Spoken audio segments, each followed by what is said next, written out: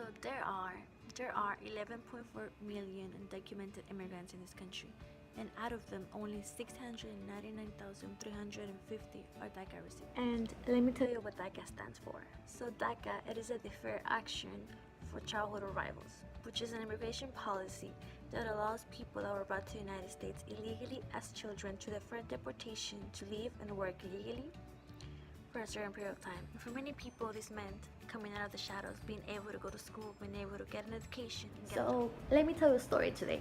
I have a friend, and his name is Jesus. Jesus was born and raised in Guerrero, Mexico. He came to the United States when he was only 14 years old. He didn't know Jesus' family had planned to come to the US legally with a tourist visa, but his visa got denied, and they just didn't find a way to come to the United States. So they decided to cross the border. His family thought this is the only way we got to be able to go to the US and be safe because they were fearing for their lives. So his family eventually immigrated to the US. His dad was first, his mom was second, and eventually him and his sister came to the United States. When talking about his experience, he not only talked about all the things that they had to go through when he was crossing the border, but as well all the people and things they had to leave. His mother was one of the 396,906 people that were deported in 2011, which had been the largest numbers in ICE's history.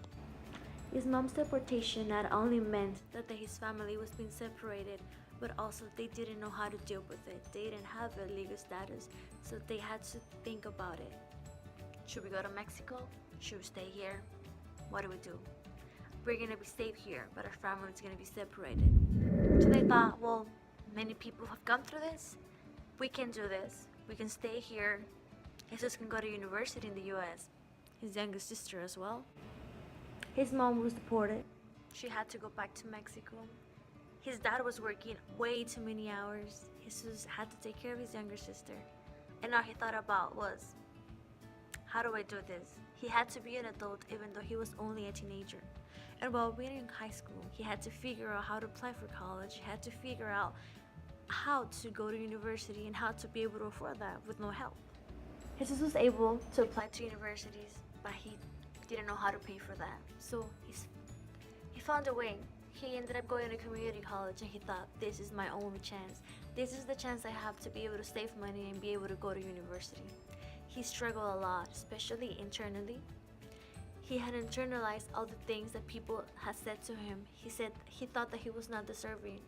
Many people told him that because of his status, he was not deserving to be here and he should just go back to Mexico. He was not deserving to get an education in this country. Jesus didn't know how to deal with that. It took him 5 years. After 5 years, he was able to transfer from that community college to UC Berkeley. Jesus was not only able to continue his education, but thanks to DACA, Jesus was also able to study abroad. And he was able to go back to Mexico. He was able to see his mom again, face to face.